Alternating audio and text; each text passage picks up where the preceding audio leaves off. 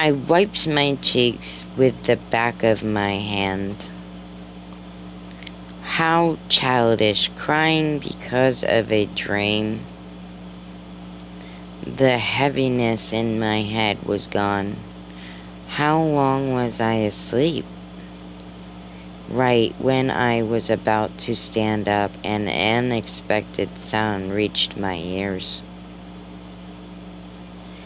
Thud, thud. I froze. It was the sound of footsteps going up the stairs. Who is that? This building is abandoned. Thud, thud. Oh no, what if it's some creep? I looked around the room in a panic.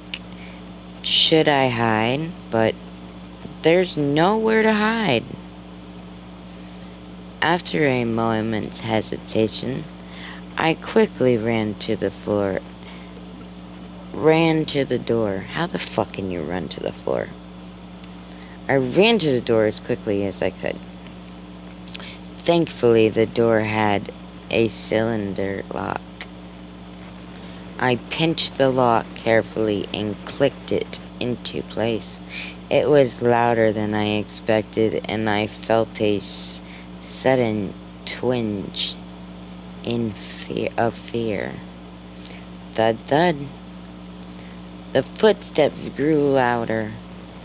Thud, thud. Pressed against the door, I held my breath. The doorknob turned roughly. My heart felt like it was going to beat out of my chest. I was too scared to even breathe. Then square glass fitted in the upper half of the door had cracked, leaving a small gap. I could sense someone peeking into the room through the gap. That is not creepy at all. But it was completely dark, so there was no way they could see me.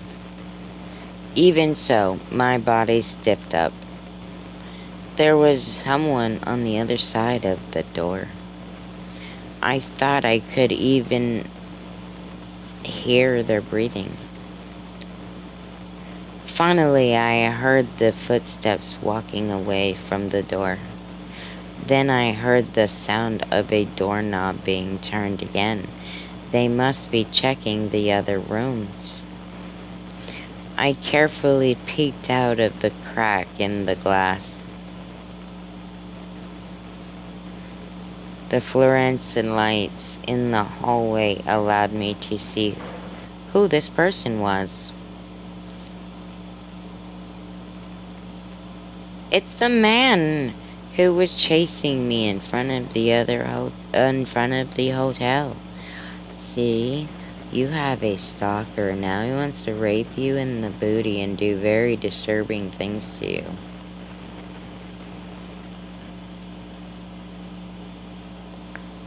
Did he follow me?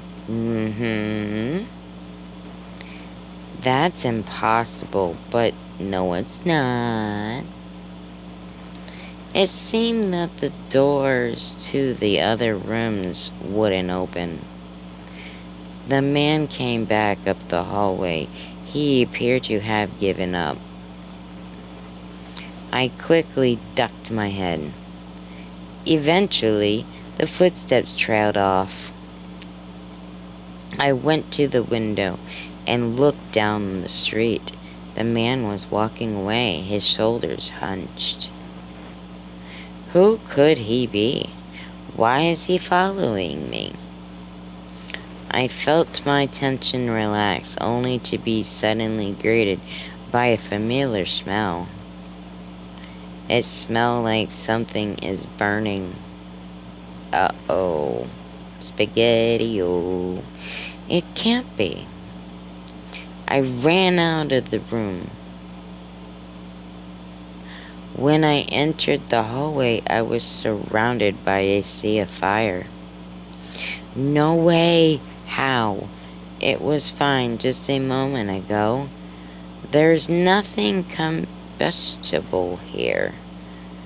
The concrete was burning as though it were made of wood. So hot. Searing the heat hit my body, and I raised my arms to cover my face. The fire had consumed half of the hallway. The staircase I used to come up was covered in flames. What should I do? Is there another exit? At that moment, I saw something move in the fire. Within the fire, a woman whose face was wrapped in bandages stared intensely at me. It was the same woman I had met in the dark passageway in the hotel. The fire was burning the woman's hair and clothes. The bandages, however, didn't burn and remained wrapped around her face.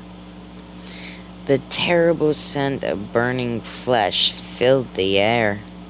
Slowly the woman stepped forward. I took a step back. Still in the fire, the woman slowly extended her left hand and beckoned me. Feeling of the hatred joined the hate in the wrapping around me. No. I turned around and ran. I didn't have to look back to know that the woman and the fire were following me. If I stopped, even for a second, the fire would consume me. I desperately kept running forward. No, I hate fire. At the end of the hall, I saw a small, narrow staircase to the left. Above was a green, dimly lit exit sign. I hate fire, too. I hate fire. We'll leave it at that. A fire escape. I frantically ran. Up the stairs or down the stairs? Well, let's see. We don't know if the fire's coming from upstairs or downstairs. So we don't want to run up the stairs, because if we do and it's coming from downstairs, we're going to be trapped. And vice versa. So we're going to kind of have to take this one at a whim. We'll go down. I frantically ran downstairs. The fire floor was already covered in fire. The first floor. I continued down the stairs leading below. What other choice did I have? With the fire at my back, I ran down the basement. The basement was an empty storage room. Even though there was nothing flammable nearby, the fire tore open the door and began surging down the stairs. There was nowhere to escape. The sea of fire instantly engulfed me. Oh, maybe I made a bad decision there. My hands, feet, and hair ignited in a flash. So hot. I waved my arms in desperate attempt to shake off the fire. It's burning before my eyes. I can smell my own flesh burning. That is disturbing on so many levels. Oh my god, that's cringy. Yeah. I suddenly remembered a depiction of hell I saw in a world history reference book. I hear you, sister. The sinners ran about, burning by the fires of hell. Am I being burned like that? As I writhed in pain, I heard a cool voice in the back of my mind. Yes, dance madly, endure the burden, the unforgivable crime. And I could not finish reading the rest of that. Suddenly, my vision went black. I stopped dancing and the heat disappeared as if it melted away. Heat don't melt away. But alrighty then. Okay, the delicate hands covering my eyes were removed, revealing an empty storage room once again. There was no sign that a fire had burned here at all. When I slowly turned around, I was greeted by a familiar grinning face. Cheshire. Alice. Oh, Cheshire Cat. But the fire. The Cheshire smiled but did not answer. Instead, he took my hand. Fire is bad. It's very bad. I held the Cheshire Cat's hand tightly and let out a deep sigh. The Cheshire Cat's lukewarm hand seemed to suddenly heat up, as if responding to the change in the temperature. My heartbeat slowed down. This sensation again. This had happened before. Are you in love with the Cheshire Cat, bitch? You got feelings. Don't lie. The question I wanted to ask was on the tip of my tongue, but then I saw the Cheshire Cat's face. Yeah, you wanted to kiss him, then you seen those hideous teeth, and you're like, maybe he might bite me. He was holding his face with his free hand. Gonna rip it off? Please don't. What's wrong? The Cheshire Cat moaned softly. Eventually, the Cheshire Cat slowly moved his hand. His usual smile peeked out faintly from underneath his hood. Is something wrong? Do you feel sick? I was worried. Up until this point, the Cheshire Cat had never behaved this way. A Cheshire Cat would always smile no matter what happened. I thought that was normal, so... Hey, are you okay? It's nothing, Alice. But the Cheshire Cat squeezed my hand tightly, as if to insist that I stop arguing. Alice, it's nothing. Said in easily understandable terms, I felt peculiarly persuaded. That's right. If the Cheshire Cat says it's nothing, it must be nothing. So there's nothing for me to worry about. Let's hurry and leave. I don't like it here. I pulled the Cheshire Cat's hand and headed toward the staircase leading from the basement. Yes, if we don't hurry, we'll be late to the tea party. We're going to Hatter's tea party.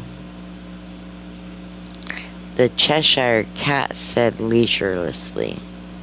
You know, I've seen what the rabbit looks like. I've seen what the Cheshire Cat looks like. I've seen what the evil witch looks like. Or the fat lady. I wonder what the Mad Hatter looks like. Because this ain't normal Alice in Wonderland. It's creepy Wonderland. I looked back at the cat. The tea party. Tea party? I stared back at his suspicious smile. Then I inclined my head.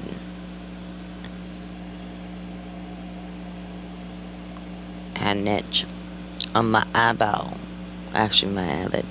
Chapter 4. Holy hell. That was a quick chapter. Midnight tea party. Okay.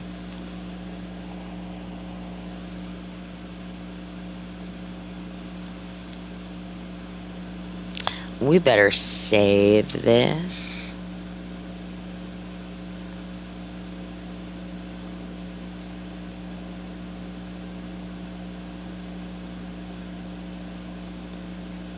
Bingo was his name, oh.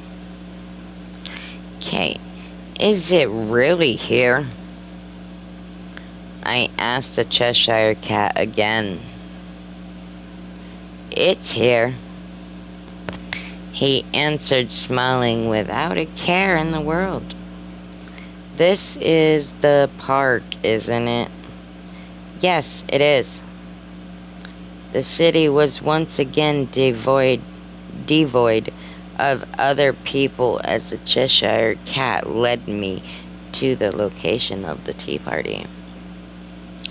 From the confusing conversation I had with him on the way here, I understood was that two people called the Hatter and the Dormouse were having a tea party here.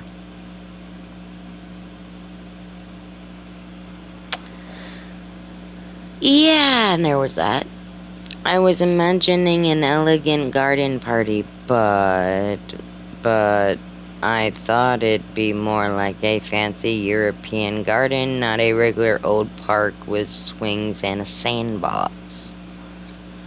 I had been led to a community park not far from my house. When I was young, I used to play here. Even if there are swings, you can still drink tea. Well, that's true. Do you hate swings, Alice? No, I love them. They're so much fun.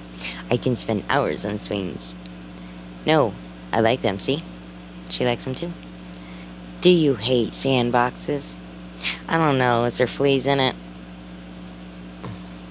No, I don't hate sandboxes either. The Cheshire Cat looked at me and tilted his head. Then what is the problem? Oh, somebody got an attitude. I'm gonna put your ass in the corner. Keep running your mouth, you cocky little bastard.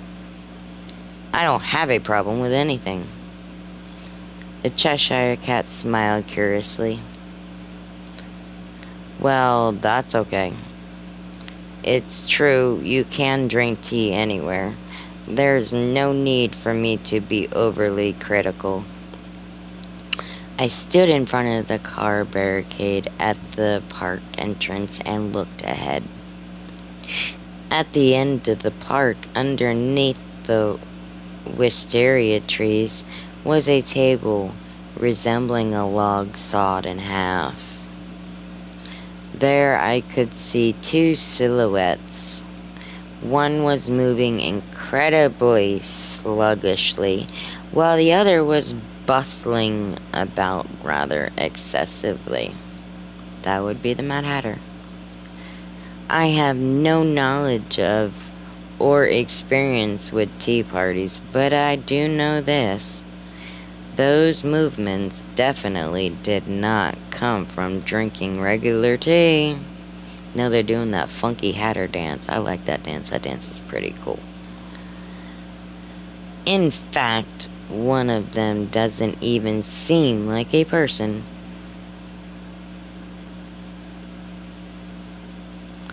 I closed my eyes and took a few deep breaths. What are you doing, Alice? Don't you get cocky with me, mister.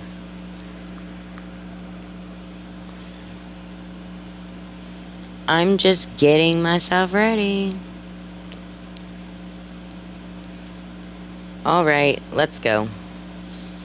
I head forward toward the table. God, I can't speak today.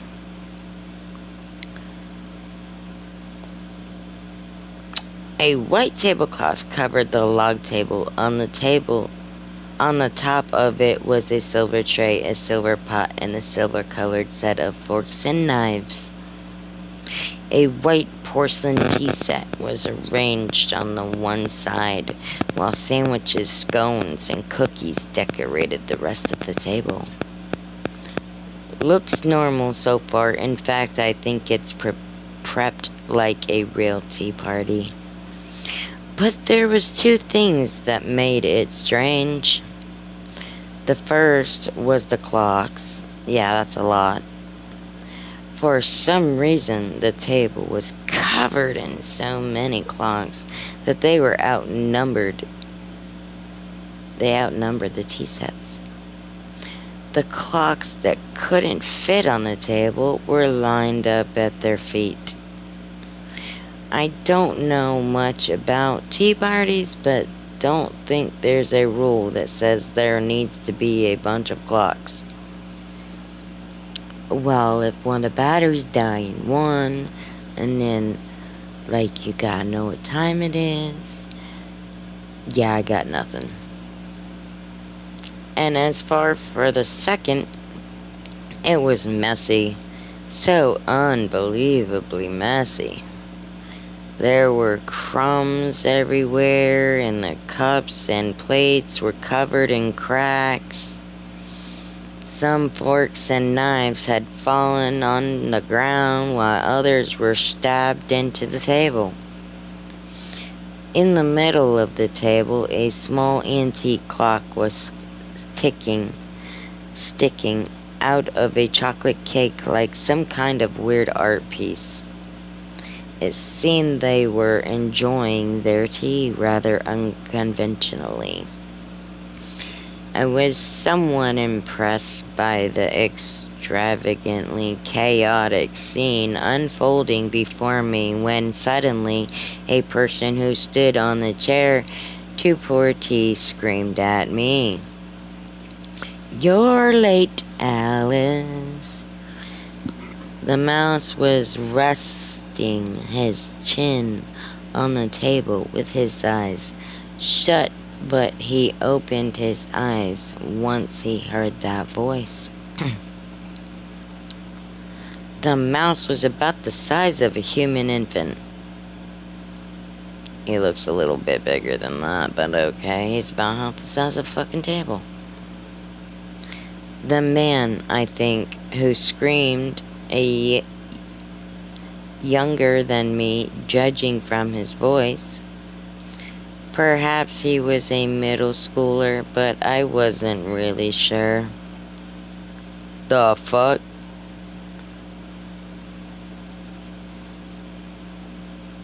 We just met the Hatter. He's a toddler wearing diapers. Okay. This is one jacked up Alice in Wonderland story. Well, we better get this done before nap time comes. It was wearing a giant silk hat that covered his entire head so I couldn't see his face. Not just the silk hat, everything he was wearing was too big. He looked like a small child wearing adult clothing. I presume this boy in the hat is the Hatter, and this giant mouse is the Dormouse. Do you have an idea what time it is? The Hatter yelled angrily. I don't think he can. He's got a child voice. Huh? I looked at the clock scattered across the table. The hands on their faces all pointed to the 3 o'clock. 3 o'clock in the middle of the night? It can't possibly be 3 a.m., can it? I thought it was strange, but since the clock's hands were pointed at the 3, I couldn't really argue. Is it 3 o'clock? Do you know how much time has passed since then?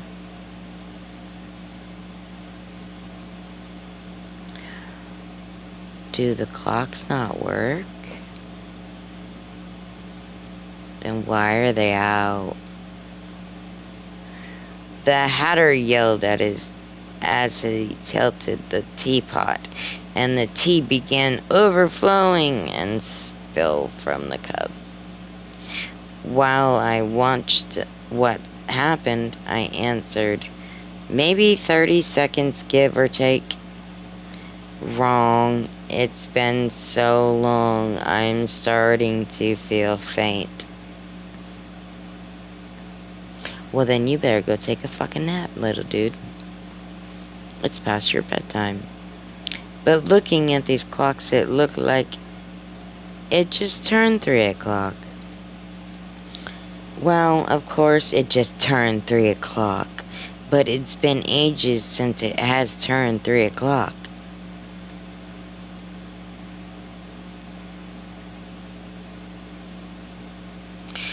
Okay. Huh? I don't really understand. It sounds like a riddle. Welcome home, our Alice. His eyes still shut, the dormouse clumsily held out a teapot. And until next time, I'm gonna pick up on the next video.